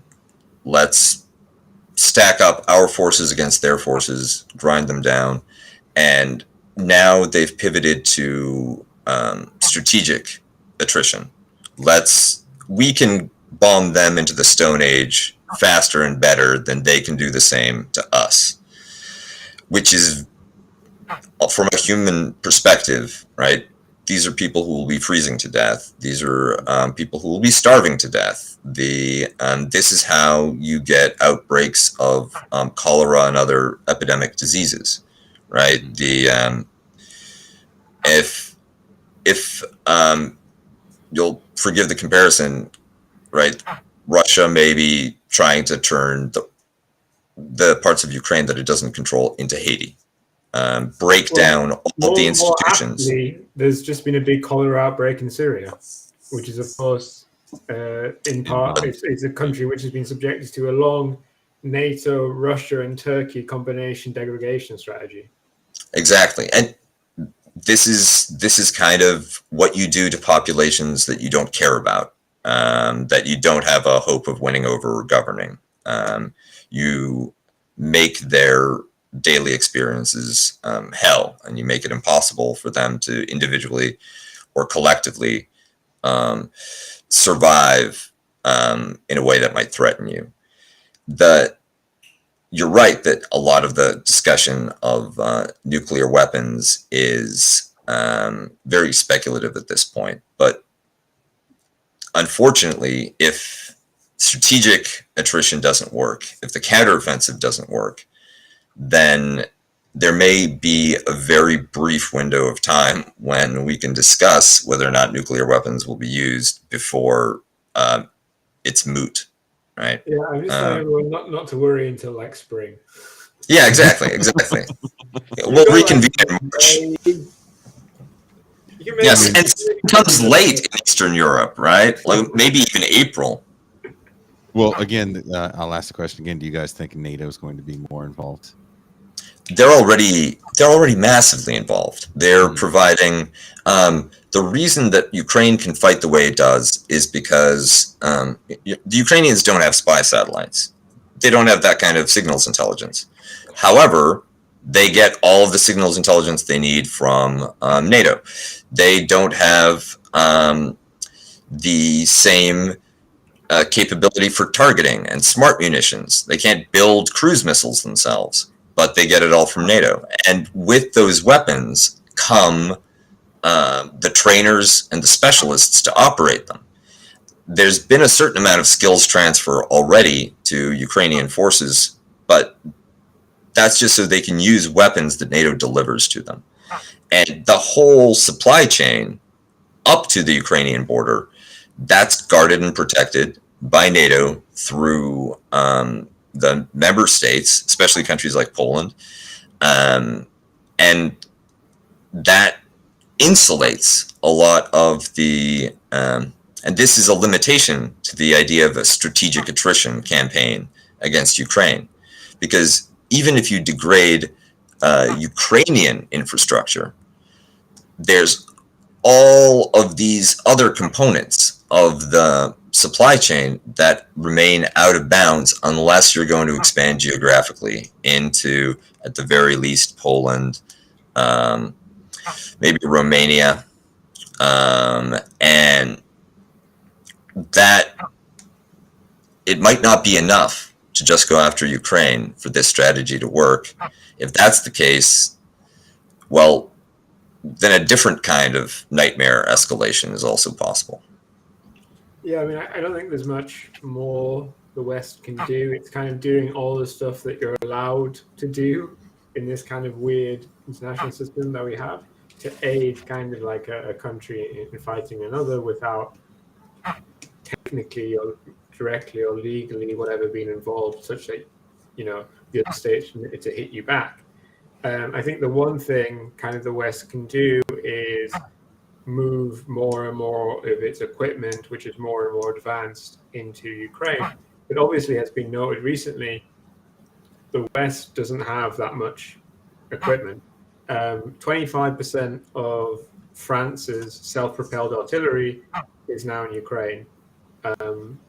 You know, the Germans just sent some advanced anti-air, like 2 or 3 systems, but these were on order for Egypt, and they just didn't deliver them, and so they sent them to Ukraine. And so really the West is running up on the limits of kind of what it can give. And also, we should remember that even when they kind of give these systems over, I think like HIMARS are very effective, and I'm sure these anti-air systems that the Germans given them will be quite useful. But I think these German systems, it was 2 launchers, but 30 missiles. And that's a real problem in this war, because there's kind of intensive shelling, which the West, even when it has like lots of nice systems, it can't keep up the ammunition for them. And because Russia has started to use suicide drones. I don't really know if the Ukrainians are doing this for propaganda or because they're actually worried about it, but Ukraine's been like sending MiGs to shoot down like tiny suicide drones, Iranian suicide drones, and they're losing MiG because they're like accidentally hitting into drones. Like they lost 2 or 3 MiGs in a week from that were on anti-drone operations, and this is like unsustainable. They've been using Buck systems and other relatively advanced anti-air, and you know, like this German system, It's got to a point where Russia is now like the underdog. It's the one that's sending. It's like $100,000, no, not $100,000, like $10,000 drone to get shot down by a $500,000 Ukrainian missile. And obviously, there's no problem kind of with the US spending the money. Like Medvedev, the former Russian president, was like, Americans, don't you feel shitty that the US has given 17 billion to Ukrainian military? And it's like, that's a fucking rounding error for the US. But there is an actual problem turning to the US military, right? It might be the entire budget of a major program that provides food to children. Yeah. But a rounding error for the Pentagon. Yeah, and the thing is, the US's problem and NATO's problem is turning the money into military equipment, which is much harder. And ironically, the Russians, because of their control of almost the entire of their military supply chain domestically, their dollar figures underestimate how well they can turn out materiel. The United States is over-financialized. Russia, comparatively, is under-financialized. But it's absolutely an open question about how this will develop in the end game. And you don't think nuclear weapons are going to be used anytime soon? Not before March. Is that when it's in season? Like the end of winter does strange things to the Slavic mind, right? Okay. Like the ice freezes not only outside, but also in our hearts. And the Slavic man feels passion and can't really be held responsible for what they decide to do. When we were writing out the agenda for the live show, I made sure we were going to talk about nuclear war in Russia, Ukraine. I'm totally kidding. It's not true. We'll not be talking about that. But yeah, like, I don't know, like, obviously Russia isn't the Soviet Union, but I really don't think Russia is going to do a first strike. Like, I think even if they were to use a nuclear weapon, they would do like there's just so many steps of escalation that they haven't gone through. That obviously I'm not saying it won't happen, but like we'll really see it coming. One reason we'll definitely see it coming is because Russia will really not want to use a nuclear weapon if it can achieve what it would with a nuclear weapon by threatening to use a nuclear weapon. So we won't wake up one morning and Russia will have gone, just Kiev's gone, by the way, lol. They'll threaten it for like a long time. But like they haven't even put like a fucking missile to the presidential palace or anything yet. Like there's so much shit they can try before using a fucking nuclear weapon and then getting like probably destroying the world or whatever, A less risky move might actually be just to invade Lithuania. Well, I mean, the other thing that's happening, which we didn't mention, is kind of Belarus is mobilizing, maybe, or they're just kind of fucking around in some way. That's the other escalation, which is actually happening. And they're accusing NATO allies. Poland was on the list, but I think the US, UK, was Lithuania mentioned. But I think it was all basically neighbors. That they're sending saboteurs and terrorists into Belarus. Westerners were like, isn't it fucking ridiculous that Belarus is accusing Ukraine of arming like Belarusian partisans? And it's like, you mean the thing that tweeted on the news for 8 months? Like, of course, fucking Ukraine's arming Belarusians that hate the Belarusian government.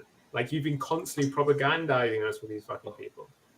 Yes, and you can't get mad at them because they just do this constantly. Yeah, and the only reason that NATO is doing this is because they hate Belarus's freedom. Of course, there's never a rational explanation behind terrorism, but and also the right, like I think that calling it terrorism is partly trolling the West, and. But there has been an intensification of just repression and security controls in Belarus. that may go along with the mobilization, because one of the first things that you do when you're mobilizing is you try to prevent the enemy from getting any details about what it is you're mobilizing, when, how, who. Try to keep it secret as much as possible.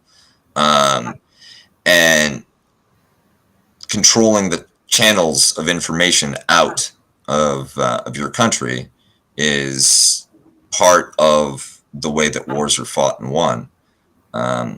This may be that kind of preparatory move on the part of Belarus, but Belarus is under tremendous risk if it enters the war, because that gives NATO potentially its own form of horizontal mobilization. It's like, we're not declaring war on Russia. This is just Belarus. Just Belarus. I mean, the thing is now, like, Belarus is getting to a position where its military is like super integrated into Russia. Like, the kind of satellite images have come out where there's like a Belarusian battalion, which is meant to be 5,000 in strength, but because Belarus is like a shit country work and it's very small, it has about 2,000 soldiers, the equipment for 5,000. They've sent Russian conscripts in to basically 3,000 Russians to join the Belarusian battalion of 2,000. So I think at this point it's becoming very unclear who is the Russian military and who is the Belarusian military. And this is probably exactly what the Belarusian military and government are trying to do, based on worries of what Kuba is saying.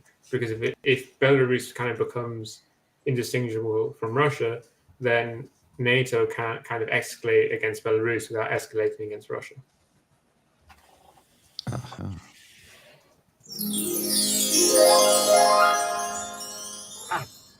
Thank you guys for hanging out with us today. Did you want to add something to MT? I'm sorry. I just want to ask, I guess, kind of a silly question. We were talking to our friends in Germany, 99 zu 1, a few weeks ago, and we were talking about the pipeline and its damage. Who do most people think destroyed the pipeline? The US. It wasn't completely clear to me. I didn't want to just say 100% US, but what's happened in the past couple of days is that Sweden has got the results of its investigation, but said they're too top secret to share with Germany, Denmark, and anyone else in the West. And it's like, oh, right, okay, it's because they worked out the Americans did it. Okay, Yeah. Like, what? Yeah. What? If Russia did it, then obviously they would tell us. And so the fact that they haven't told us, like, unless they did it, like, it definitely wasn't the Russians. I love the fact that the Swedes have too much integrity to lie in their internal reports, but are totally willing to just officially tell you they won't tell you. And also there was the Radek Sikorski tweet. Radek Sikorski, he's a member of the European Parliament and one of the great Atlanticists.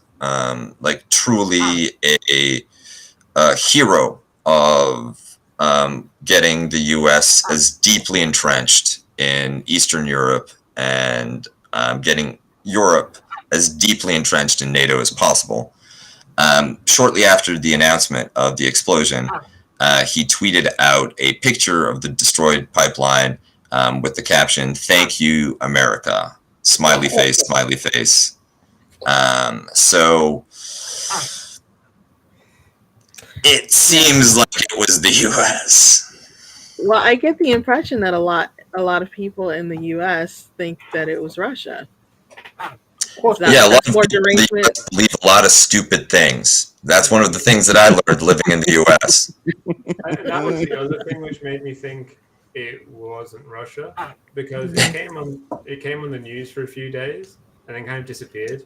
And if the Russians had like blown up what is, I guess, European property, and people were initially talking like Article 5, blah blah blah. If kind of we were being propagandized into believing it was Russia, then there would be like a massive media campaign to do it, if it was true or if it was not. But they haven't bothered. So presumably the Americans did it, but also they just wanted to blow it up and they don't want to use it as a false flag. apparently the Americans are already profiting. It makes a lot of sense that the people No, profiting. I did find out that actually one of the 4 pipelines is still on. It's fine. Yeah, Nord Stream 1, right? No, Nord Stream 2. Nord Stream 1 is 2 pipelines built by the Soviets, by the way, destroyed. Nord Stream 2 is 2 pipelines. One is destroyed, one is fine. And so Putin offered, like, we can give you some gas, Germany, but Germany's like, no. Germany. Whoever was protecting that second pipeline needs a promotion. Were they just standing? It's a shame it wasn't the other way around, so you could claim it was superior Soviet engineering. Were they protecting it like the young lady at the McDonald's? Not love on Deviante. I mean, like, maybe the Navy SEALs like show up and there's somebody who like was very insistent on seeing some ID.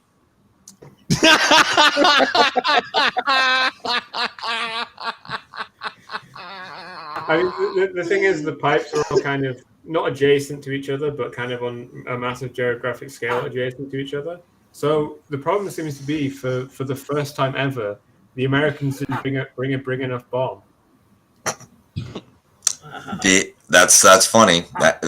That's an action movie right there. Oh my god, I can't wait for the new Rambo. Like, are they gonna let us bring a big enough bomb this time? Speaking of the new Rambo, I think I found the. What is the duck sound? I'm going crazy. It's Toussaint. I have a duck. Toussaint doesn't have a duck, but she has this squeaky chair. No, it's a technical issue. I have gas. I have a duck. His name is Drake. We can't say, because look, Toussaint in her apartment, she can't have pets, and she found a duck at the Central Park. I did. They're free, by the way. You can take them home. And if the landlord finds out that Toussaint has a duck, then she might lose her place. So just Stefan has a llama. But what does the duck have to say? I guess we've been listening to the duck all day. Well, she has a little. I don't know if you saw it when we were in New York, Cuba. She's got a little bowl, and the duck kind of just swims around in it, and she takes it for walks and stuff. It's sweet. I wanted to. Yeah. But hold on, Cuba. I want you to see this. I know you've never seen this. I know for a fact you have never seen this. I know Purple Shirt Pascal hasn't seen this, and Emotional Support Llama Stefan has never seen this. This is the person that protected the pipeline. This is the most badass individual you guys will ever see in your life. Okay? Get ready. Get ready.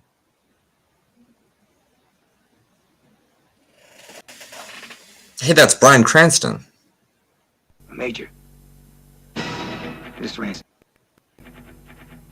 is he really that good? There's no one who can temper in your whole damn army.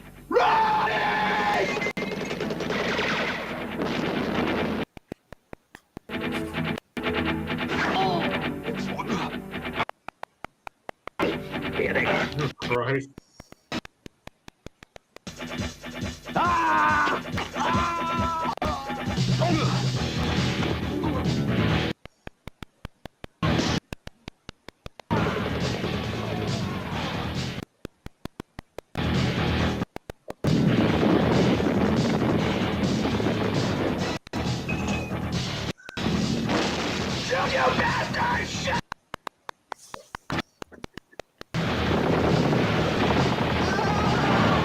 It's a trap! Get out!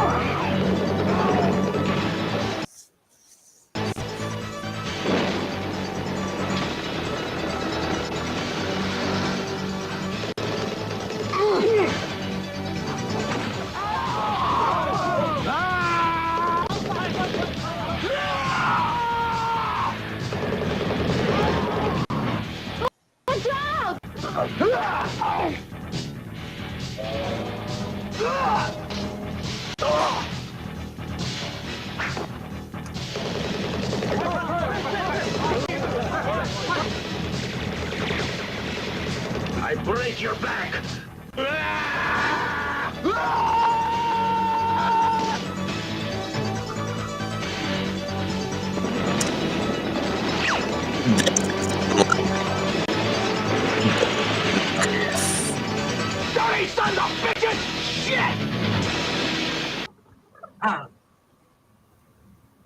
Good grief. Wow. Is he killing Yeah. That man killed half of Southeast Asia on his own. He's a whole SEAL Team 6 by himself. Yeah, I mean, army. I think that might be the like clip tape that Vietnam showed when they were accusing the U.S. of war crimes at the UN. Like, look at this. He's just murdering our people. The 5 guys just standing there. Wait, what's so funny about the movie? It starts off, he's on this like covert mission, and then somehow he ends up getting like knocked out from a blast, and he holds his breath underwater for like a day and a half. And then he like wakes up.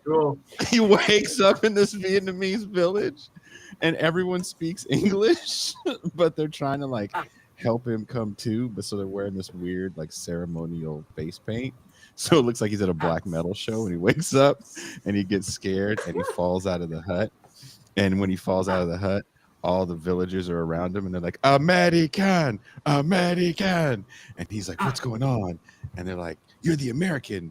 And we got this guy in the village and he's bad. And we want you to kill him. I'm like, kill him, kill him. And the American dude's like, I can't kill this guy. I don't know anything about him. This is wrong. And they're like, oh, you're not the American that's going to kill all these Russians for us. And the whole thing is these Vietnamese people just hate this Russian guy. And they ask this American dude to kill him. And then there's a Vietnamese boy that he becomes friends with that's a little too old to be this naive and immature, probably like 13 or 14. And the American dude, that white dude that was running hella scared when the bombs were going off behind him, he's like, when you go to America, there's a place called Disneyland, and all the trees has soda pop and popcorn on them. Like, and the boy's like, that is grotesque. That's completely unnatural. Why can't the trees just be trees? Your country is an abomination. God hates you. I'm like, just to watch that whole damn movie. I watched the whole damn movie. Yeah. Twice. Oh wait, this isn't you reading off Wikipedia summary. You actually watched this movie in the theater. I found out they made a part 2. I found out they made a part 2, and I lost my goddamn. Why? Why? I need to get that as a drop when Nancy Kerrigan got her knees beat. Why? You know a crazy fact I just remembered today? A British MP starved to death in prison 40 years ago. For what? Was he Irish? Yeah, it's Bobby Sands. Oh. Bobby Sands was elected MP while he was on hunger strike. That's right. That reminds 30 years me. ago? So yeah, imagine if that happened in the US, a congressman who was elected in prison starving to death. Yeah, I see a few problems with that. There's only one. There's been one congressman. Unfortunately, they've cracked down on it since then. But back then, there's basically no rules for becoming an MP. They could just be fucking anyone, as long as you got elected. And obviously, no one got mad. Yeah, the parties in the U.S. are in a lot of ways the real enforcers of the democratic guardrails that keep anything interesting from happening. Stefan, can I ask you? That reminds me. Liz Truss versus lettuce. What is that about, really quickly? Oh, what's it about? Yeah. Well, lettuces have a shelf life of maybe 10 to 14 days, and it's become an open question in British politics if Liz Truss has a shelf life of greater or lesser than that amount. And so the Daily Star, a newspaper of great ill repute, which I love checking at the news agents every morning, has started a live stream comparing the two to see which one has a shorter shelf life. But do you want an actual elaboration of why she's fucked? Sure. Yes. Let's hear that part too. Well, it's kind of quite incredible. Basically, the government announced a new budget, which is very right wing or whatever. But that's not really the problem. The problem is that in international markets, the IMF and the World Bank reacted very negatively to this budget, and then over a period of kind of pressure on the British state and shorting of the British economy by various financial people, they basically forced the British government to abandon its economic plans and to do other ones, which is kind of quite incredible. It indicates that even after Brexit and so on, the political and financial independence of the UK is not somewhere like it seems to be less than Bolivia has. Wow. Oh, wow. All that. I think British politics is worth another All show. anti-imperialists need to uphold his trust. I just wanted to interject, if you guys don't mind. I think British politics currently deserves a whole show of its own. I think we should We've do done a Brexit show. Yeah, and we need to get Gene on for that too. But let's just have Gene, Stefan. Gene's a fucking Remainer. What do you call Leonard? What do you call Leonard? MT.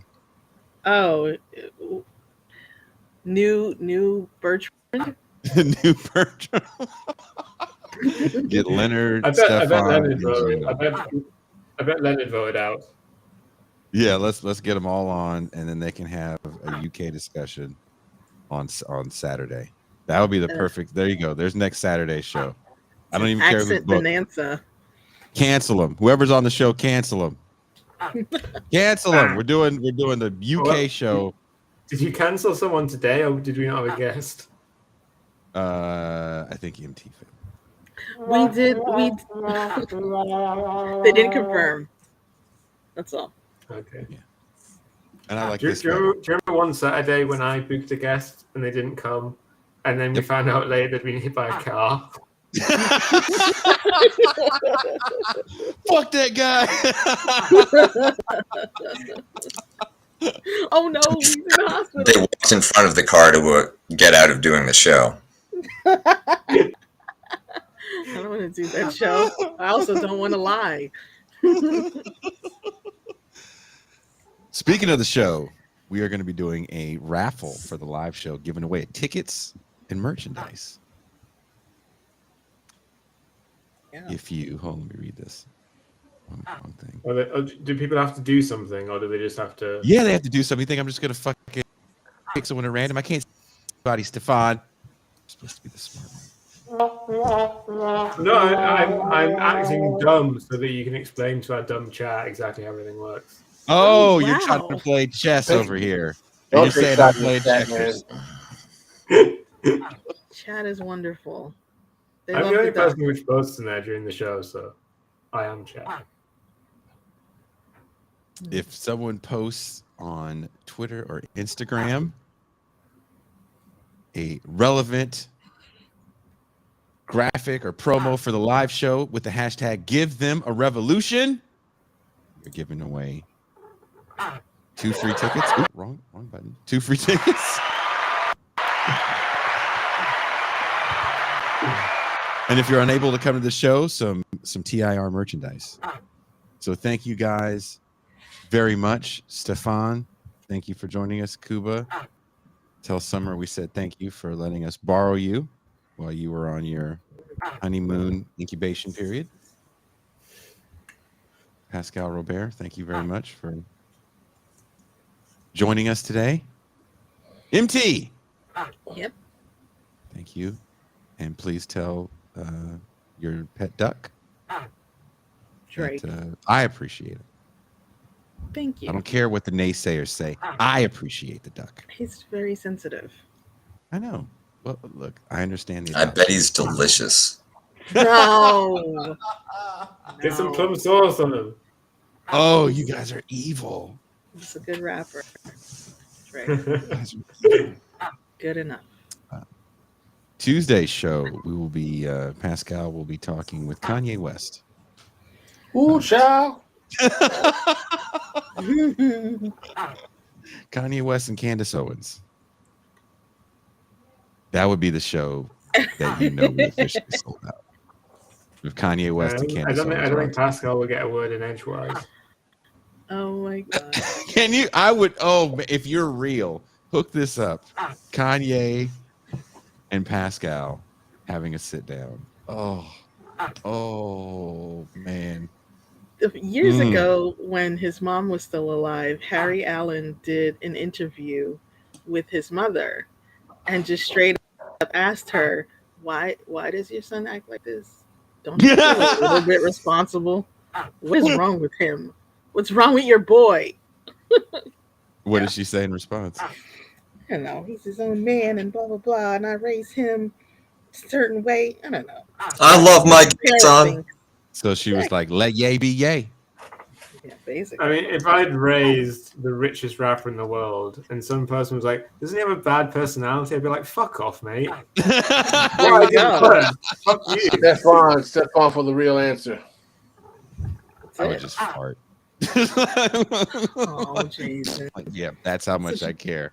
That's what you do at On parent that teacher note. conferences. Yeah. On that note, thank you guys.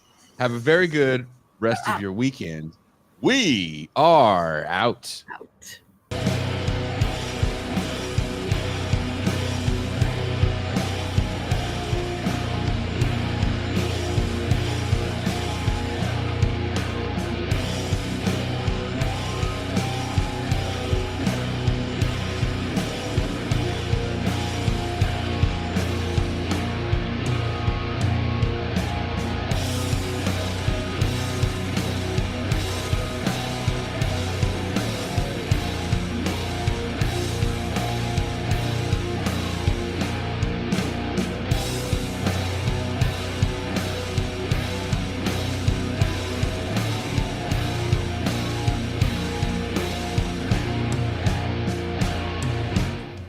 Seinfeld's actually problematic, and you suck, and shut the fuck up, and this is a problem, and that's a problem, and this is this, and that, and then Jordan Peterson comes along and goes, no, actually, you're great, and you should have a government-provided wife.